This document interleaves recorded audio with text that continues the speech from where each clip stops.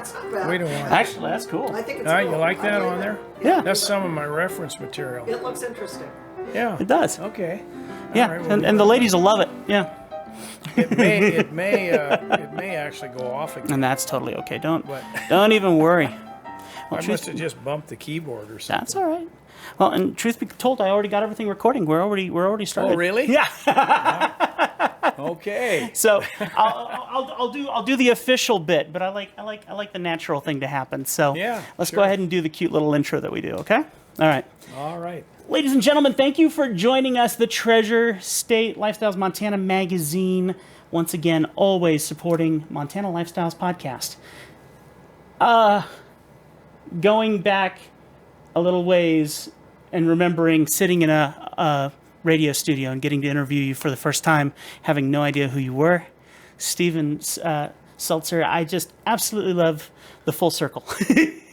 This is big to me personally, because I've dreamed about doing this more, and with the magazine, it's been incredible. So, how are you doing? First off, let's assume that everyone knows as much as I do. How are you doing? Let's catch up. I'm doing pretty well, considering I just had my 78th birthday. 78th. So I'm getting old. But- Yeah.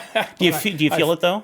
Well, I do, in some respects, but I still feel, I can get up every day and get down to my studio and go to work, and I love it. And I love painting, and I've still got the capabilities and the energy, and my eyes are holding up. So I think, this is great. Yeah. I hope I've got quite a few more years, because really, I think my work is actually improving, and I keep working, trying different things, and I know a lot of artists, as they get older, sometimes their work suffers a little because of physical Start getting a little shaky. problems. You get a little vision. shaky, your eyes get not as sharp, and but I don't feel that's happening yet. So I'm got gonna my keep fingers going. crossed. I'm That's going to great. keep going.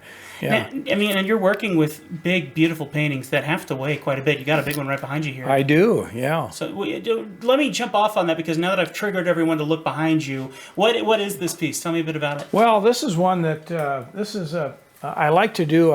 I'm known, of course, in a lot of circles for doing Western scenes, historical Western scenes, and but what a lot of people don't know is that I love to do just about anything else that kind of moves me. That I see color and light and shapes and things that I can develop into a painting. This particular piece is a painting of my daughter, actually, up at our cabin. We have a little lake there, Bailey Lake, and a couple summers ago she was up for a visit, and I said, get out and get in the canoe and paddle around a little bit. The light was really interesting, and that's what was the impetus for starting this piece. I know a lot of the pieces that you've done have your family members in quite a bit of it.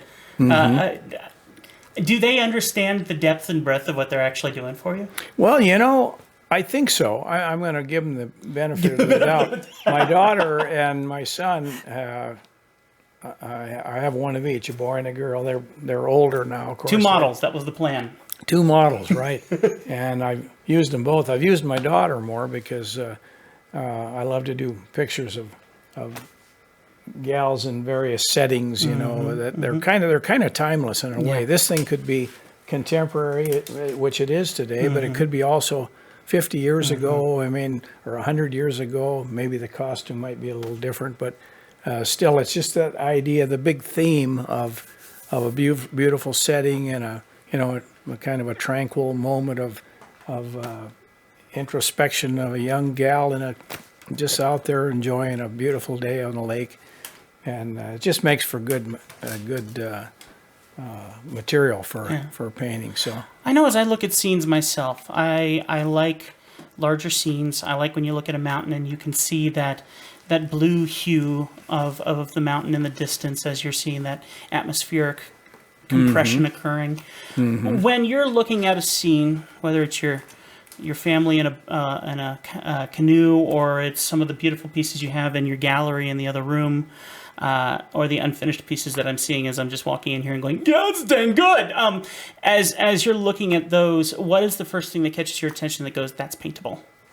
Well, I can tell you exactly. I don't want to get too deep into. Please. Are you kidding? All the artists are going to watch this. they want. This is the advice moment. Okay. Well, Yeah. what I look for when I see something, and I'm constantly looking at, even as we're traveling around, going down the road in a car or something, I'm really painting all the time. And what I look for in a potential scene is I look for elements in terms of value, which is lightness or darkness, and color, and interesting shapes, so that I can see an opportunity for opposition and contrast, and then interesting shapes that I can arrange. These are the elements that you look for that make for exciting paintings. Typically, you find that early morning or late in the day, Golden the sun. hour. Yeah. Those are the golden hour. That's when you see the beautiful light happening. Midday, although there's been some great paintings done in the middle of the day, but So challenging. it is, because the sun is directly overhead. Everything tends to be a little bit flat Yeah. in terms of shadows and things that make for interesting, more interesting shapes. In fact, I've read, I read about other artists and even photographers, photographers that do really fine work. I've read some of them say that they don't even ever photograph anything unless it's right around either early morning, sun just coming up, or later in the day, sun going down. They find that much more interesting. With those photographers, are they shooting color or are they shooting black and white? Well, I think it would. I can't expound upon that. It wasn't mentioned in this particular bit that I read, but Sure. I would think the value relationship would be the most important. Yeah. Because some of the greatest photography, as you're a photographer, was done just when black and white was what they had And to that work high with. contrast from the darks to the lights. I can see where midday would be great for a black and white photo if you're purposefully trying to design around, structure, buildings, and things like that, and really trying to play off of each other. For the color stuff, yeah, absolutely. Golden hour is my favorite. Yeah. And stormy golden hour is my favorite. Yeah. When you get those dark clouds looming over, and then for some reason the sun is just blasting at some butte in Montana. Oh, Yeah.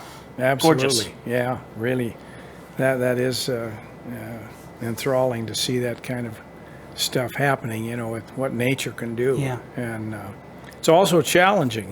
Because one thing I read one time, it said one of the big challenges for artists that are doing painting is that the first one big mistake they can make is to try and imitate nature. Very hard to do. The range of values outdoors on a sunny day is 400 times greater than what we've got to work with our pigments and our palette. yeah. And so you have to learn how to deal with that and still try and get the effect, but you'll never be able to compete with nature Yeah. one-on-one. It's impossible. No, but it also allows you the creativity, and it helps you loosen up and get that idea that, hey, I can alter my perception to make it better. I still remember some of the pieces you've done, some of the pieces that I've seen some other artists do, where you're looking at their shadows and you go, I know I would not see that vibrant a blue or purple sitting in those shadows, but there is just something so incredibly gorgeous about how someone goes, I bet you I can get away with that. And it just makes the whole thing. Yeah. Oh, yeah.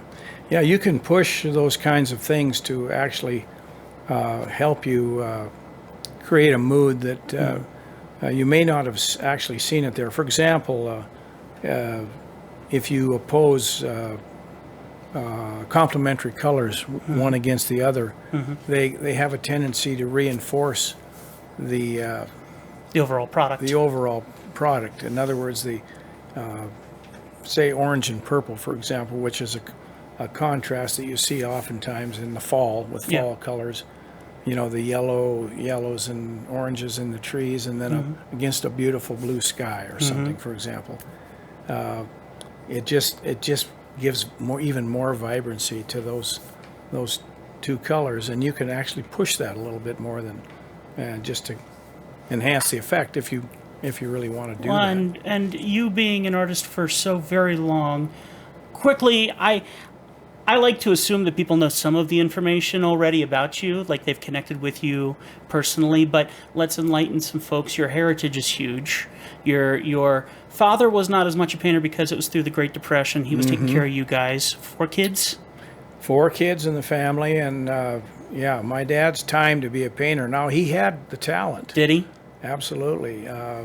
He really did, but he was a product of the Depression years, and he always told me, he said, you were lucky if you had a job at all, much less out there trying to sell paintings to people. Most people didn't have any money Of course. buy paintings anyway. And so it was unfortunate. He missed an opportunity.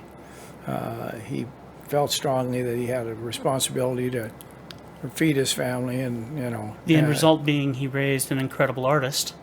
Well, I did get the chance. Yeah. And Your whole life. I mean, yeah. You were in the 70s painting. How far back did your paintings gone? I did my first oil painting when I was 17, and that's a while back. No. So yeah, and I painted from then until I was 28 years old is when I decided that I had developed far enough to make a run at full-time career in art, and I'm glad I did.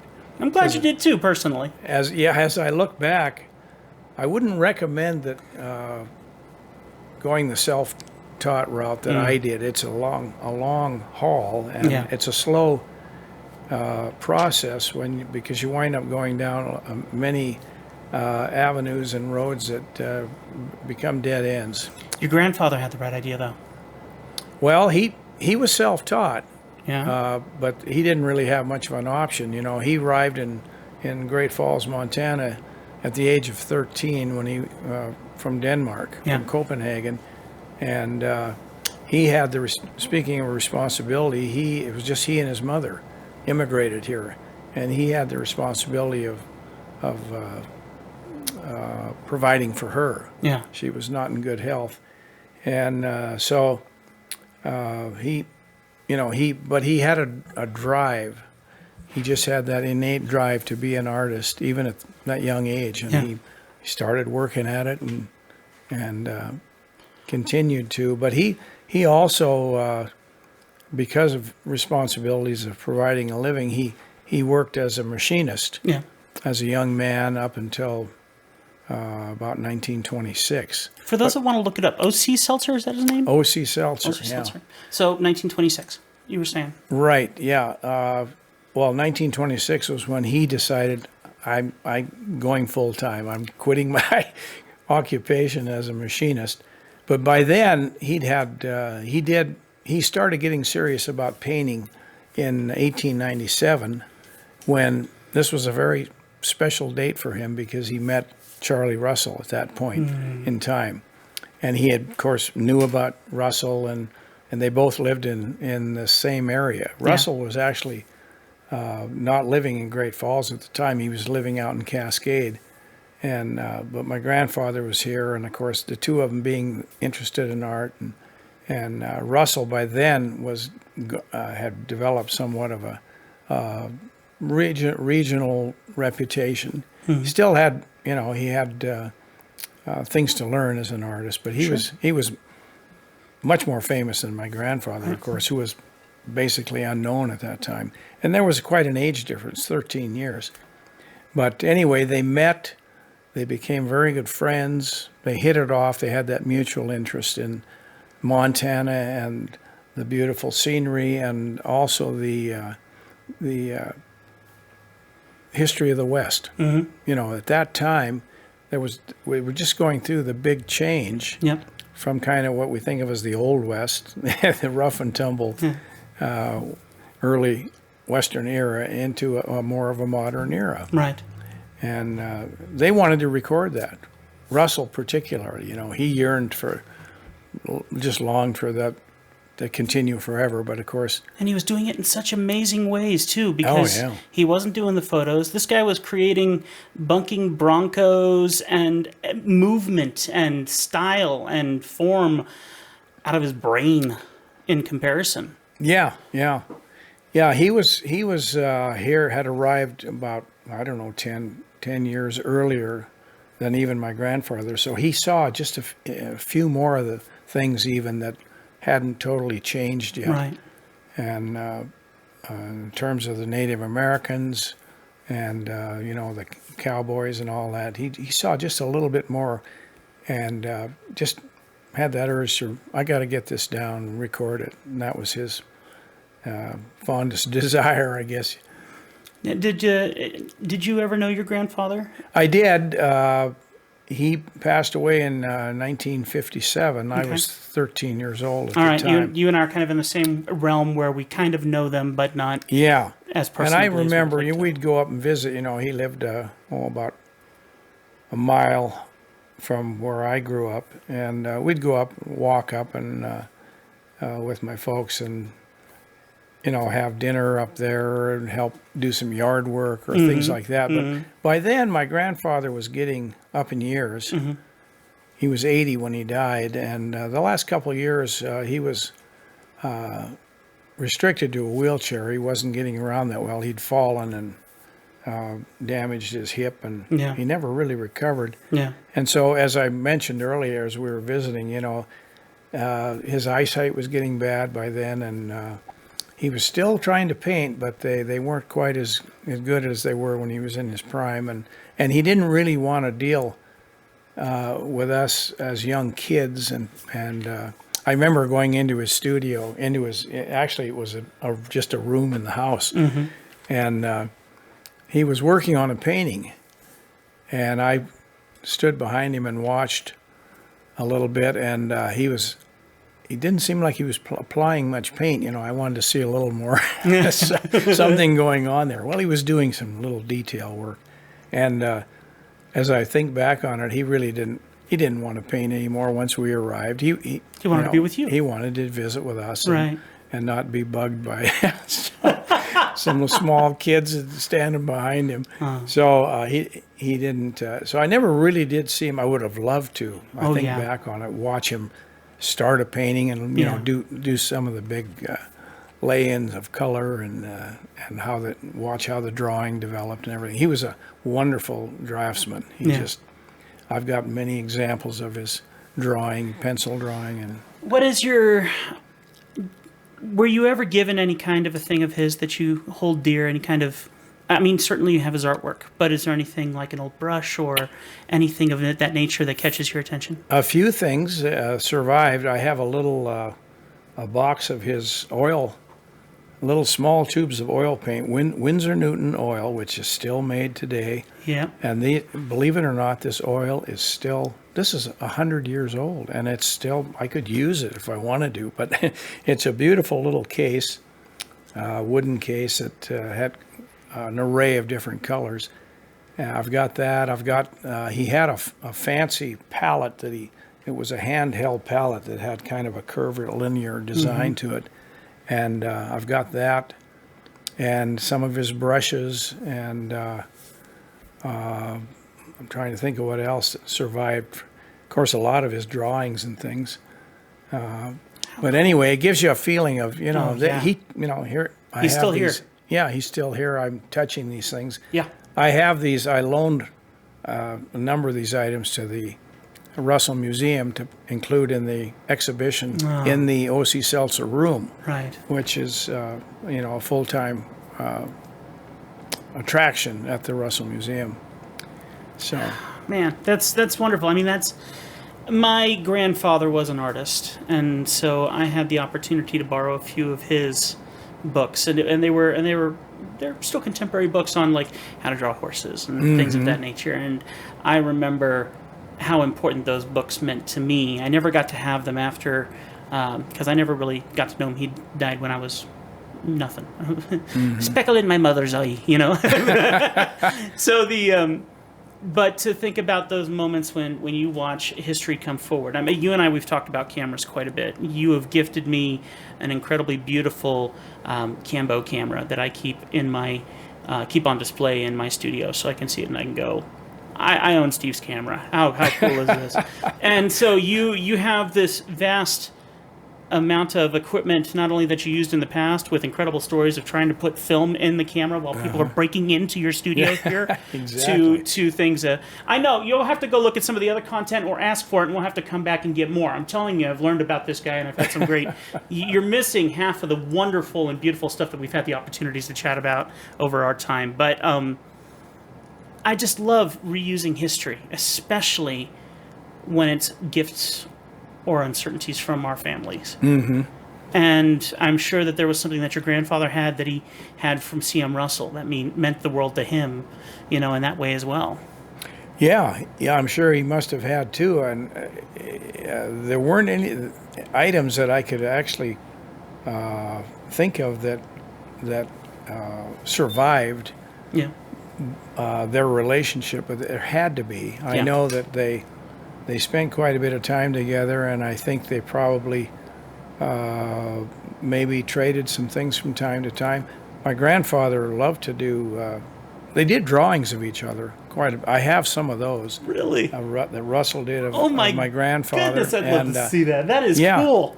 And also, my grandfather used to sell small little watercolors that Russell did. Yeah. As kind of a favor for Russell, and he did it so that Nancy wouldn't know anything about the transaction. These were minor little things. It gave Russell some walking around money. I get it entirely. And Grandpa would see that he got this, and then it was money that he could spend, and Nancy didn't need to know about it because she told him that he couldn't drink anymore, you know, after they got married. But she would allow him to go down to the Mint Bar or one of the other bars in town later in the day and visit with his cronies, because the bars at that time were a social club. Yes, social That's clubs, what they were. And Russell, as my dad has told me, he would honor Nancy's request and wouldn't drink himself, but he liked to buy a drink for some of his friends. Yeah.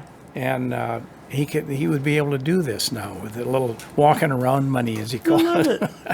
So now your grandfather was really gifted in watercolors, you were telling me in the past. Yes, yes. And I know, of course, C.M. Russell did watercolors as well. Yeah. But you were saying that he was gifted to an obscene level of quality on his watercolors. Yeah, Grandpa's work was particularly good. His natural bent was for using or doing very small and intricate things. That's why he was a good machinist. Mm-hmm. But he liked fine detail. This lent itself to watercolors are generally done on a smaller scale. Yeah.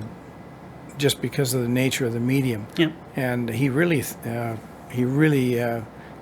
utilized his natural direction of what he liked, the fine detail and just that kind of thing.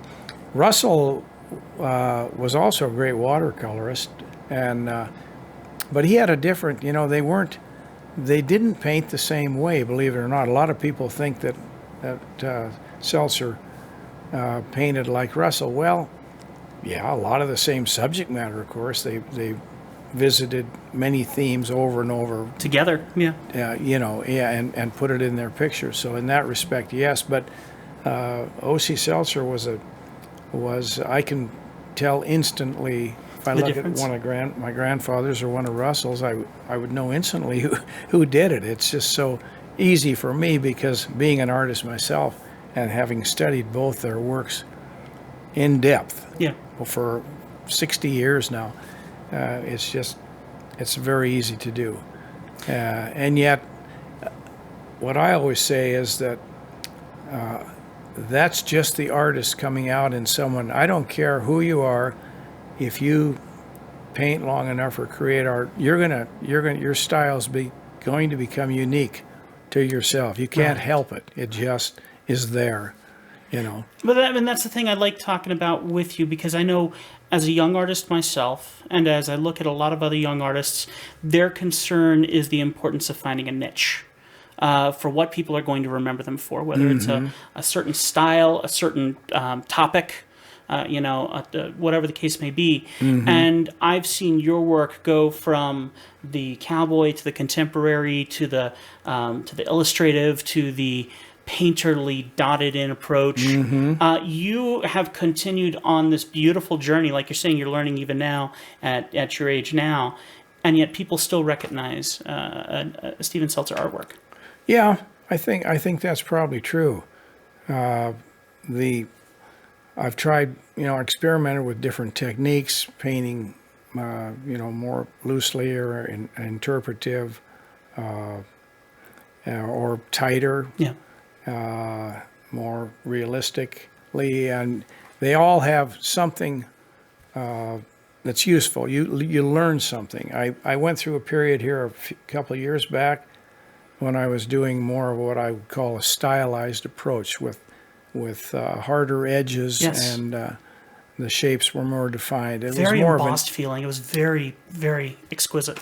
Yeah, more of an illustrative approach, I guess, in some senses. But I learned a tremendous amount doing that. Now, some of my more recent pieces I've dialed back, and I'm a little I'm handling my edges a little differently, and of course I'm always experimenting with color. So, but yet, to your point, still through it all, I think they still recognize you. It's that same fundamental look is coming through in some aspect, and it's a Steve Seltzer probably if you're the least bit familiar with my work. What would you tell young people who are going through these? Because as we're starting, the young generations who are like, I really want to do this, we become very rule oriented.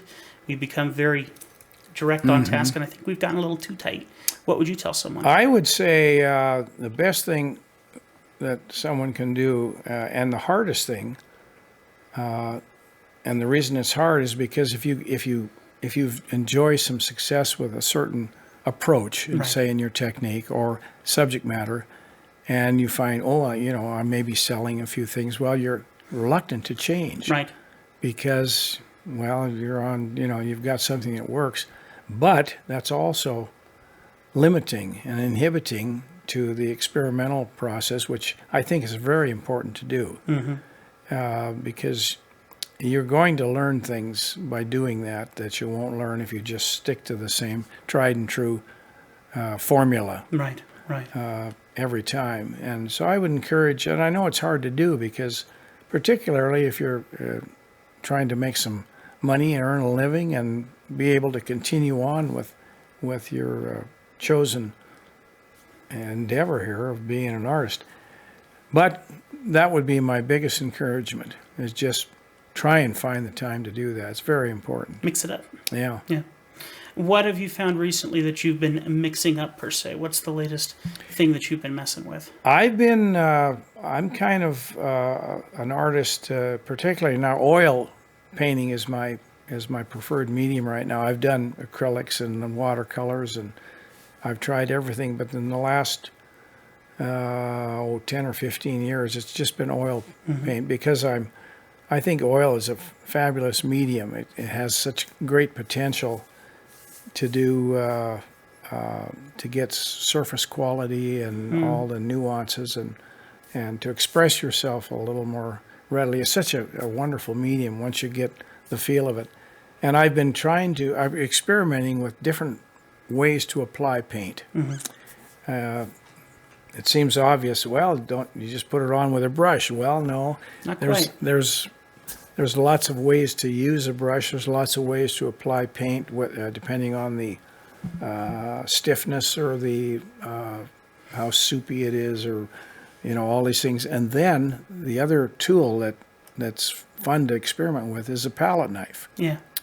It'll do things that are pretty amazing that you can't do with it. You gotta have a really loose mind, though, to work with a palette knife. You do. It's a clumsy tool in many respects. Yes, it is. But it also puts paint on a surface in a totally different way than a brush. And I like, I guess, a combination of those two tools has got some great potential. I think of Nikolai Fechin was one of my favorite Russian painters, and he absolutely could manipulate the brush and the palette knife in a marvelous way that just it's hard to believe. He was also a fabulous draftsman.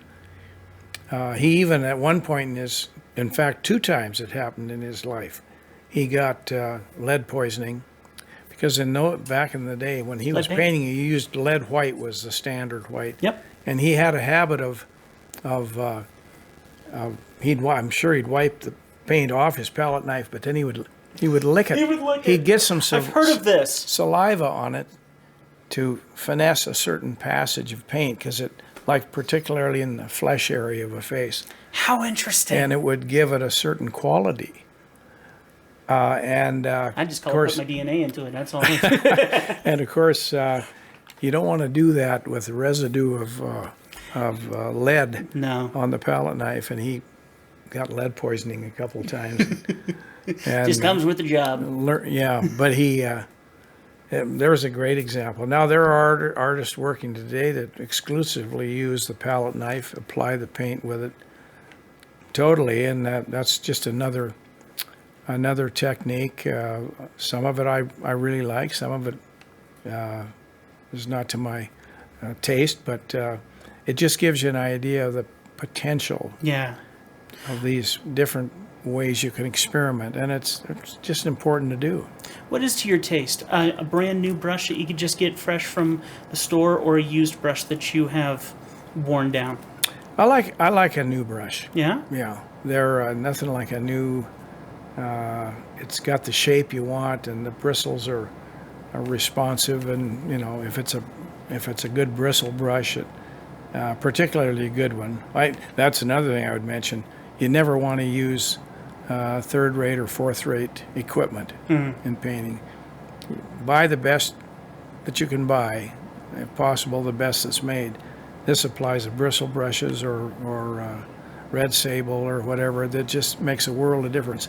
I might say the same thing about the paint that you use too. I'm speaking of oil paint, but it would really apply to any kind of paint. It's worth the money in the long run. You can't do good things with poor quality equipment. And folks, if you just walk into his studio here, you can tell that this man has invested heavily in the continuing lifestyle of gambling. You've put a lot of money into them. I actually do Winsor Newtons myself. Winsor Newton has been around for well over 100 years. It's a great. There are a lot of great a lot of brand good brands names right now. Yes, but it is expensive. That's one of the discouraging things. Even watercolors, which you don't use as much quantity-wise, but they're very expensive to buy good material. Yeah, and let me say this on camera, because last time I interviewed you when I was still working at the radio station, I said that I was doing acrylics at that time. I was watching that video just to get a recap of some of the things that you and I have talked about in the past, and I cringed. For the record now, I have followed your lead. I'm in oil paints, and I love them. And I would suggest people should give it a shot. If you're challenging which ones to go. Now, for the technical savvy folks when it comes to painting, how do you use any kind of medium that you like specifically for your stuff? Yeah, I do. I don't use a lot of medium in the painting process because if you get your paint, depends on where you're at in the painting process, but you don't want to have paint mixed together too much on the painting surface. The more you mix paint, the more it becomes muddy and dead. It's best to apply paint in such a way that you're not mixing the two together. It isn't like light. It's exactly the opposite of the combination of light rays. You see a rainbow out there. Well, that's when natural light is broken into a spectrum. Right. And there's all the colors of the spectrum in that light ray, but Paint is different. You can't mix different paint together and get That same vibrancy. the same thing as mixing light rays together. You get a muddy, just a gray, muddy color that's not as exciting. So anyway, that's one of the things you'll learn, when you start working with oil. Don't push it around too much. If you don't like what you've got on there, scrape it off and Start put over. some clean color on in a way that's interesting and retains the vibrancy of the couple colors mixed together. Do you have a favorite color that you like to use? Well, I like. I love all colors, but I particularly like. I guess it's because I like nature. I like the greens, not really sweet. I like the muted greens that you see in nature. Right. But there's so many varieties. I mean, there's warms and cools and ones that lean this way and that way. Just a tremendous variety of greens, especially in the summer. When you go out and look at the landscape. Nice. It's a real challenge, really, to find those. Yes. Yeah. Agreed. And when you do something like picking up, like I see you got Viridian, a few options there. Just I get the good view from this angle here, folks. For what you can't see, I get to see all the toys. But I've worked with Viridian, and it feels so challenging. But my favorite color is Gamblin Teal. Teal. Teal is just such a fun color to work with in the sky, in the trees. A beautiful blue. Yes. Yeah. And it's intense. It's vibrant. So it's able to mix very well to create those greens with your lemon yellows and things of that nature, Yeah. So you can push those that way. Yeah. Yeah, there's a tremendous array of possible colors to use, and but you don't need to all the time. You don't need to use all those. It's possible to do very credible work with just Primaries. 4 or 5 colors. Yeah. Maybe a primary or a secondary of red, yellow, and blue, but it doesn't have to be cadmium yellow. It could be yellow ochre. Yep. Or you don't have to use the spectrum color in each case. So that's one of the other fun things about painting is you can sometimes as a challenge, I'll take a painting that I've done, and then maybe it's a small study, and then I'll say, okay, I'm gonna use the same idea as far as what I'm painting, and maybe it's some trees and with the sky behind and clouds. Or I'm gonna try and do this with just a totally different palette. And when I say palette in this case, I'm talking about the paints themselves. Right. That word palette is used. It can be used so many different ways. Yes, it can be the surface you're painting on to mix your paint, or it can be the choice of colors. Right. Is called your palette. And there's been many books written on color theory and what palette this particular artist used and this one and there's it's such a broad spectrum of different choices. It's overwhelming. For beginners, it's overwhelming. Yeah. And I agree with you. I was trying to think about how do you explain to new people wanting to get into the art world how to start when, yes, these paints are very expensive. Yes, you are scared to buy such a small tube of a certain color because you're thinking you're going to go, well, maybe if I paint on a smaller canvas. Well, I mean, you find yourself hampering yourself all the time until you suddenly go, you know what? What if I just grab a big tube of yellow, big tube of blue, ultramarine blue, big tube of whatnot, some brown, and just go. And as soon as I started doing that, then I started to feel myself loosening up and then going, oh, now I can see why I want that additional color. And that when suddenly everything loosens up and you don't feel that expense hitting you nearly as much. Yeah. Because everyone's so tight on what needs to be done because they don't want to mess up. And then you're going, hey, hang on. If you just take a couple steps back and just look at the broad spectrum, you're going to do that with primaries, Right. Maybe not to the vibrancy, but certainly the effect still can be done. So you become an artist at 28 years old, doing it professionally, taking that through all the way from then till now. You've been through... you've been through moments where you got flower power, you got all these crazy things and dynamics happening in the world. You got wars, you got style clothing changes, you got all these things. How did your art? Did you see your art stand the test? I mean, you're still here, but did you stand the test of time through those different generations? As that happened? Yeah, I absolutely did, and I was always striving to do something not only better, but something that was more uniquely my own in terms of technique and approach and even subject matter, I guess, although to me the subject matter isn't the number one thing. I know it is to the patrons. Right. They respond to a subject matter that they find interesting, but to me it's the way it's presented, the application of the paint. So it could virtually be anything I can do. I do like, I just like pure landscapes. I love to do pure landscapes. I'll often put figures in just to give it, give it scale for one thing, or give it a time period perhaps. That's why I enjoy doing the historical Western things, because you can take, I'm inspired maybe by a great Montana landscape, and then I'll take it back in time with just by adding a Native American camp with some teepees and suggested maybe on a small scale.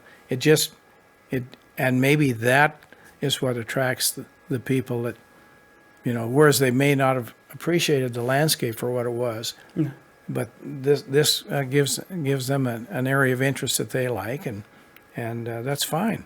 I'm happy to oblige. Well, and I guess when it comes down to it for us artists, if we're not either inspired or at least happy with what we're creating, because inspiration isn't always there at all, we have to keep going through the non-inspiring times. But if we are still connecting with what we are creating and we're emotionally affected by what we're creating, we know that will have the effect on the opposite end. Sure. So Yeah. let's quickly talk about your change of design, because you go from the cowboys, the Indians, the Western to something as beautiful. There's a landscape you have sitting in the room in the back right now that is absolutely gorgeous, of the ocean. And so you have gone through all these amazing transitions. What's your favorite transition that you're going through?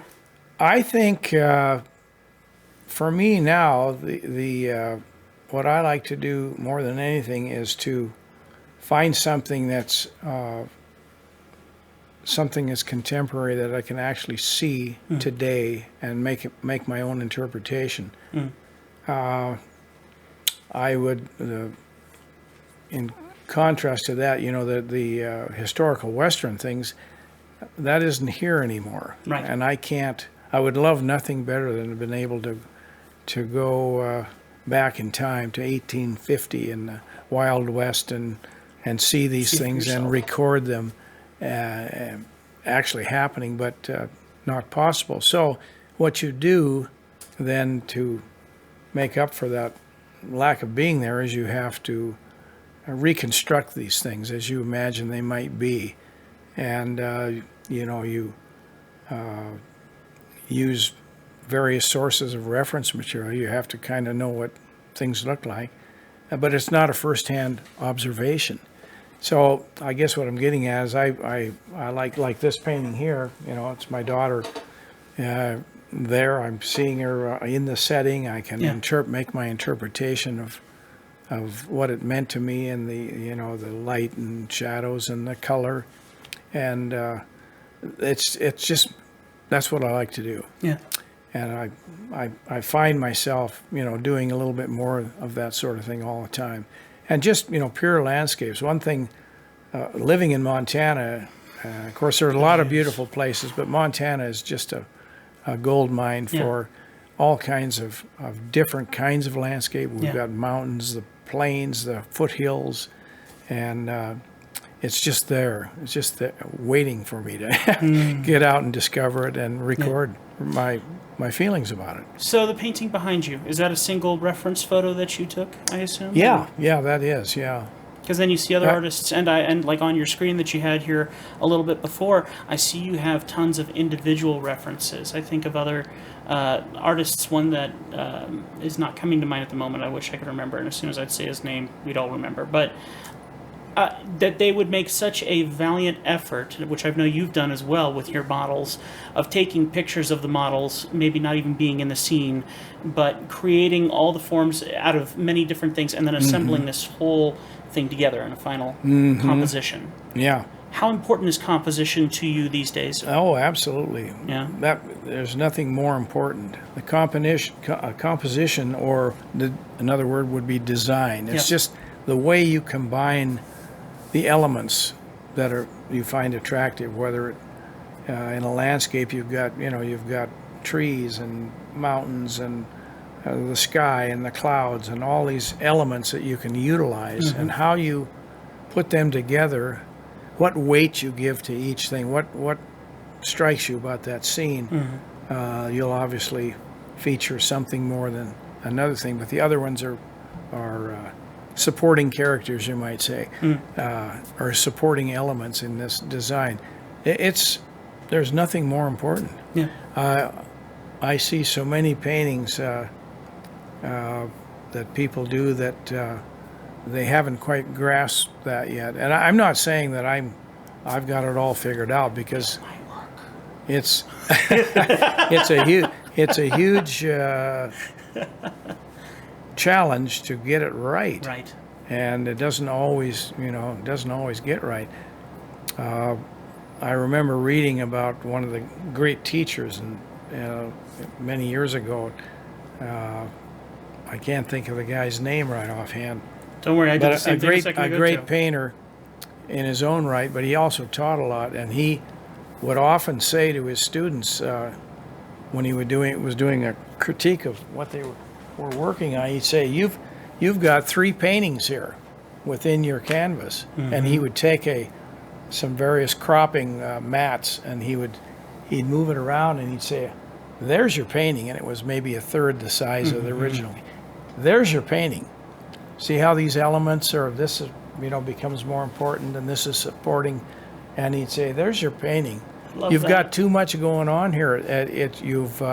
They're competing with one another." I love that. And I that was love that. it was an interesting bit of learning for me. It's one of the things I think about. So when you are painting and you look at what you're doing, it's a way to troubleshoot it. Okay, this thing isn't working. I don't know what's haywire. Well, you fall back on these things you've learned that okay, chances are you're trying to put too many things in this thing, and it's all falling apart.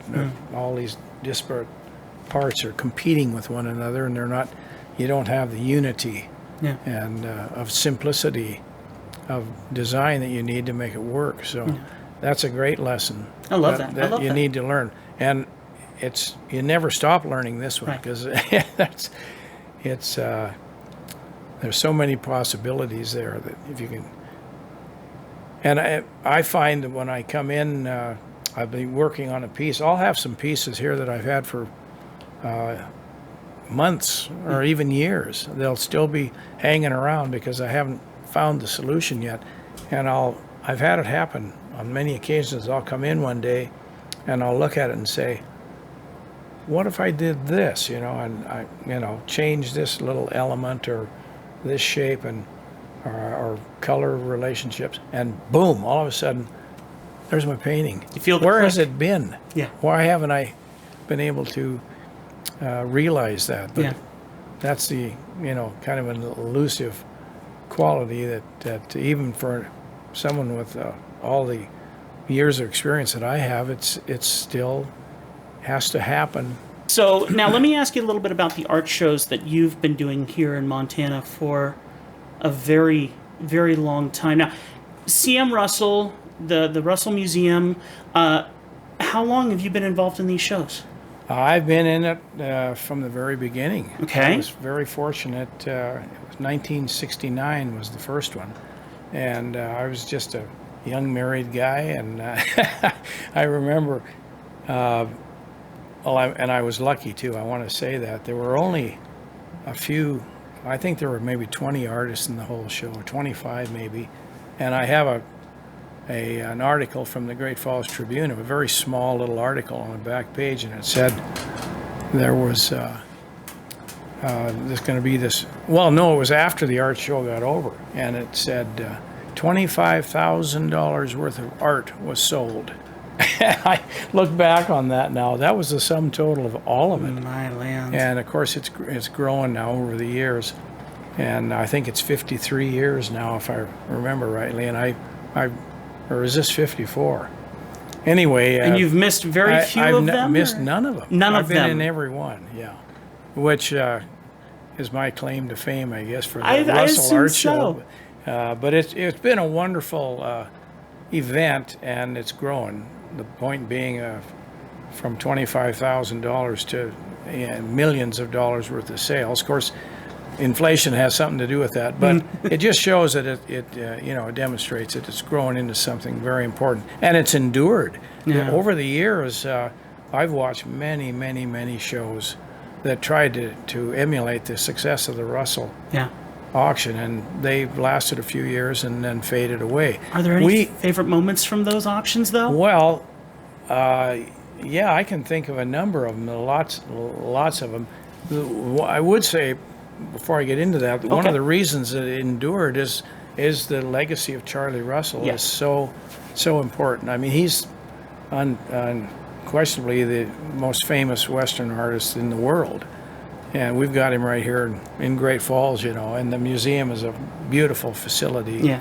And it's a wonderful event that helps the museum continue on to expand and, provide this opportunity for people to come from all around and see Russell's work, and also the work of other artists too. Yeah. Yeah, there's been so many. I'm thinking of one over the years. A lot of important and well-known people have come to the auction and participated and helped support it. One I think about that was kind of funny was Bill Hara, that owned Hara's club yes, in Las Vegas Yeah. and Reno, I think too. I think he had a couple places. He came a couple of years. In fact, he bought one of my paintings, but that's not the But that piqued my what interest, I'm not going to lie. Well, he also bought one of my grandfather's paintings. I think Really? maybe the reason he bought mine was because of the Thanks, Grandpa. yeah, thanks, Grandpa. I'd say that. Anyway, he bought a big painting. It was quite a large painting of my grandfather's. In fact, it was so big that when he went to leave on Sunday, he couldn't get this painting in his private jet that he had flown up to go to the show. So, no problem. He called down to his organization in Oh, my Reno and said, send up the bigger one. And they flew it up, and that way they could get the painting in the door of the cargo area of the plane. stories. Yeah. So that was kind of fun. But that was the kind of thing that happened a lot. And then there's, over the years there's been a lot of different characters, I would say. I use the word affectionately. Right. I don't mean that they Personalities. I disliked it. They were personalities. Yes. that came and were very. These were usually artists that they got real hot for a few years, and then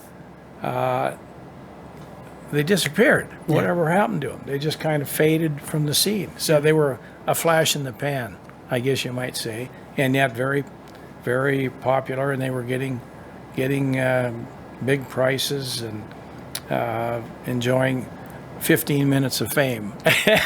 It's about as long as it is, too. Yeah, sometimes. But just I've met lots of great people. I met a guy one time at he was a patron of the auction, and he had come to the show at the Russell, the pre-show before the auction, but there's always Right. big doings at the auction for everybody to look at the art. And I was wandering around visiting with people, and I happened to run into him. I got into a conversation with him, and I had made the mistake of not realizing who he was. I said, we talked for a little bit, and I said, you sure look familiar to me. Are you? And this guy from the ad club just happened to come into the conversation at that point, and he said, "Oh, this is I can't even remember his name. He was a Right. famous movie star. Oh my. He was the guest movie star for the show that year, and I had really got my foot in my mouth, so to speak. But you know what? He didn't miss a lick. He didn't. He could have really taken me down a few course. pegs. He said, "Don't worry about it." He said, "I know I probably look like your old high school professor." And I kind of had to laugh.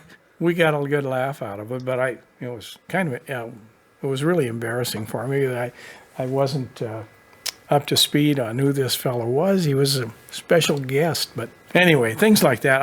I could, if I had time enough to think, there's been many of those. Many of those that you wouldn't have had if it wasn't for the world of art and for the auction. I know. That's incredible. Yeah, That's incredible. yeah. So would you think that the legacy of the auction has stood the test of time because of those characters and because Oh of yes, yeah, and it keeps, it just keeps on going. That's the wonderful thing about the show. yeah. There's just always somebody new, and that's important for the success of a sale too. Yeah. Is you can't depend. This show could never survive with just depending on the people in Great Falls supporting it. Right. There's not enough potential to sell that much work. I mean, we're talking about millions of dollars in sales, and you have to have new interested people all the time coming and going, and then too, the other problem with art collectors is they pretty soon have more art than they can hang on their walls. Yes. I've heard that complaint many times. I've heard that as well. Yeah, and so you need new interest, always evolving, and new people coming. And Something else comes to mind, and it's a bit off topic, but I'm still very curious. With your grandfather, with O.C. Seltzer, how did the whole conversation go down with the museum about having a permanent space there for his art? Tell me a little bit about that. for the O.C. Seltzer room? Yes. Well, that kind of is a project that I have been working on, and my wife very much involved too over many years, because she's been a docent at the museum for a long time, and she would always come home after giving a tour and saying, we've got to convince them that we need a Seltzer room, Right. because people know the name, and they know that there was an association there, a friendship association, and also the fact that O.C. Seltzer is probably the second most important artist to come out of Great Falls. So we kept suggesting and badgering and and one thing and another over the years. And actually, there was one of the curators at the Russell Museum about 10 or 15 years ago. It was a gal that had been hired from the Gilcrease Museum in Tulsa, Oklahoma. And she came up and went to work up here, and she said, "I can't understand why there isn't a Seltzer room here. They have 345 O.C. Seltzers at the Gilcrease, and they had a Seltzer room, obviously." And she said, "And we don't have one here. That's got to change." So she actually established a Seltzer room, on her own initiative, and but it only lasted 3 years, and then it got diluted down, and the other art was in there, and then finally it kind of sort of disappeared again, and so we renewed our process of suggesting and one thing and another. Yep. And so finally, I think it's been 3 years now. They finally, we organized a retrospective show, which I thought was also important. One hadn't been done since 1960 Oh my.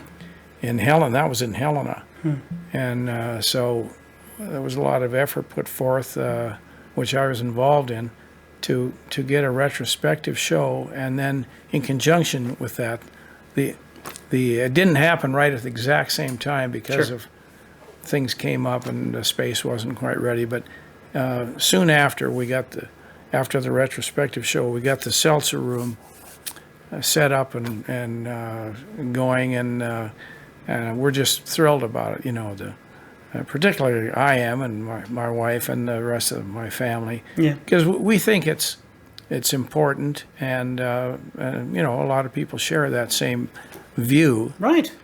And the museum's got about 145 O.C. Seltzers, you know, a real nice collection, and they need to be seen. They do. So that's happening now, and That's wonderful. it's just one of the things that I think, you know, for future years, it just Yeah. needs to be there, and it needs to be, you know, there's plenty of work available to be rotated in and out of the thing to keep it interesting, the room, and I think it's going to happen. So, A lot of us artists, we paint because it touches our spirit. We paint because we want to touch someone else's spirit. But do you think that O.C. Seltzer would be stunned at the legacy he is leaving behind in Great Falls, or C.M. Russell, and how much Great Falls has encircled that? oh, absolutely, no question about it. I know my grandfather would be, and I'm sure Russell himself. You know, he was a fairly modest man in respect that he didn't blow his own horn or, you know, tell everybody what a big shot he was. And I'm sure he would be just completely surprised and pleased with what's happened here with his legacy, and also I think he'd be pleased that my grandfather is in there along with him, and nobody will ever be bigger than Russell. You know, you can never redo that again because that time has passed. Right. Nobody can ever say that, well, this painter is better at doing historical Western than Charlie Russell, because they can never say that because they didn't observe it like he Right, did. right. He saw it, and same way with my grandfather. He saw a lot of those characters that he was painting. He actually could see them. I remember my dad telling me, even up until about 1910, 1912, my dad said that he was a little boy at the time. He was born in '05, but he said, I used to go over by the fairgrounds, what is now the fairgrounds. It was just open country at that time, and he said there was a big every summer there was a big Indian Native American camp there. They would come. They were nomadic anyway, you know. Right. And then when the summer came, they'd set up a big camp just out, what would be just on the fringes of Great Falls, and stay for 2 or 3 months. And I'd go over with my dad, O.C. Seltzer, and we'd walk around. A lot of these older, especially the older people, were still living in the old ways. They had the old way of dressing, and of course my grandpa would do sketches, Right. and you know, study them and get ideas for and characters, maybe for pictures. He probably had got some models that he could actually use in some of his work. So you know, it's a long time ago, and yet it isn't a long time Right. ago. Exactly. So, Exactly. yeah. I love it. And in the end, the legacy that I would assume that they would both want to leave behind is a legacy of them with their friends, them celebrating their friendships and their successes together. Success is not worth celebrating alone. No, isn't. absolutely not. So Yeah. it's wonderful. And Russell and my grandfather they enjoyed going out on these little camping trips, and there were other people that went along too. One of them was a guy from Seattle that Bill Marks was his name, and he was quite a bit younger than Russell, and somewhat younger than my grandfather too, but he was good with horses, and they'd take him along, and he loved to go, and he would kind of deal with their horses, and they had time then to maybe do some little sketches or Right. or that, and he probably prepared some food, and they camp out, and he wound up being a successful insurance guy and wound up with a great collection of particularly O.C. Seltzer works. But anyway, they just had, and they probably sat around the campfire and had a couple little nips of whiskey and and some good camaraderie, and they just love to do that. So I think it's, in that respect, it's appropriate to have Seltzer again as part of the Russell Museum. It's still the Russell Museum. 100%. 100%. But highlight the people that continue to be a part of CM's life and have a beautiful lifestyle of their own that should be highlighted just as boldly. And along, following that theme along, we have a high school in Great Falls, as you know, the CM Russell High School. Yeah. And within the high school, the Seltzer family, myself and my wife, and had an opportunity a few years back to help out with we fund a scholarship over there to worthy art student there, and also at Great Falls High. But we also established an O.C. Seltzer gallery in the Russell High School. Oh. Now, again, it follows the same idea. They were friends. I'm sure they both would have loved to see this situation. It's a gallery that was set up for student shows, and it's actually an area that's used by a lot of the students come in over the noon hour and have lunch. It's not a separate room, but it's a big hallway that's been, we had it redone with some nice lighting and a few nice touches, some nice benches. And again, it's a great combination of the Seltzer-Russell relationship. I joke with my wife all the time, and I tell her, if you're in a bad mood, if I'm in a bad mood, I need to go get some vitamin A and vitamin art, and that's what our kids in our schools need too. They need some vitamin A. They need to feel that touch of some creativity. They need to feel the need to express themselves in creativity. And what better way to do that than to show their predecessors, their peers, doing that, and you have the full opportunity. There is nothing stopping you. Actually, it's easier for you to do it now in this generation than it was in their generation to complete the same tasks. Mm-hmm. So it makes sense to me that would be in our schools, if not far more. Mm-hmm. Sure. So yeah, wonderful. I love to hear that legacy is there. My wife is from CM Russell. So, yeah. That's wonderful. Great. Yeah. I thank you so much for your time. I want to ask one final question. And this is one that I've been trying to ask everyone, because in my life, as I look, I know the one thing that I want is when my time is over here, I want to leave a legacy that is just undisputable. And I want to leave something positive here for someone else way in the future, just like you've done with every single one of your paintings. That needs to be left behind. So if someone was like, I'm done watching this right now, and you had one last chance to say something that they remember for the rest of their lives, what would you tell them? Well, I love this expression, and I think it was Einstein that said it. I can't take credit for the comment, but I can say that it affected me hugely. And he said the most important quality for anyone that wants to be a success and grow and leave something behind is to be curious. And it doesn't matter what you're doing. In my case, I'm an artist, and I talked earlier about by being curious. I mean, stretch out and try different things and experiment, and you're going to do something that's important, and that's going to be your legacy, whatever it might be. It might be a great painting, or it might be you might invent something, or you might just whatever it is. Everybody has their own potential if they just allow it to develop.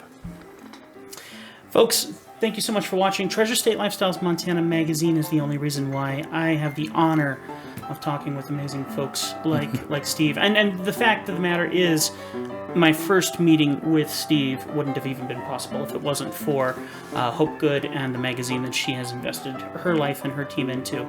It's incredible. Please go and check it out. Now, the art shows are coming up. Get the magazine. You'll have everything you need to know about all the art shows. I even saw restaurants in one of the ones that we've done in previous years where you'll know where to go around town and do things. It's the one-stop shop for everything that you need to know about Western Art Week. It will be worth your time picking up a free magazine. Please go and get it. Humongous thank you to our sponsor, Johnson Madison Lumber, as well. They've been incredible support of this podcast, and we deeply appreciate them. If you need any help, if you're thinking on making your dream home, your dream kitchen, your dream anything, your dream doghouse, you might need that too. Depends on how well you get along with your wife. In any case, you go get the right stuff. You go ask the right people. Johnson Madison Lumber can help you out. jmlumber.com. jmlumber.com. That is going to do it. Steve, thank you so much, sir. Thank you, Tim. I appreciate Fun the to time be that here. you've invested in my life. He's one of the reasons why I'm doing art right now, too. So we look forward to seeing you at the art shows. It's going to be worth it. We'll see you soon. All right. That's it.